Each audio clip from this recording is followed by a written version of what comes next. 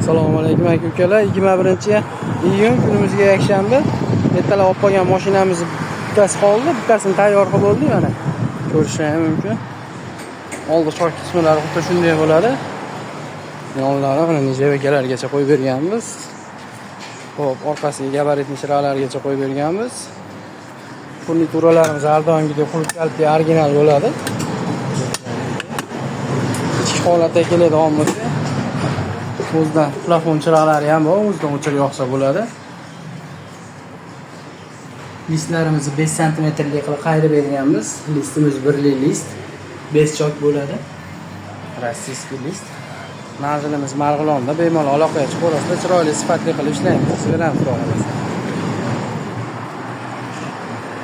Bu tomondan ham oldi short qismlari.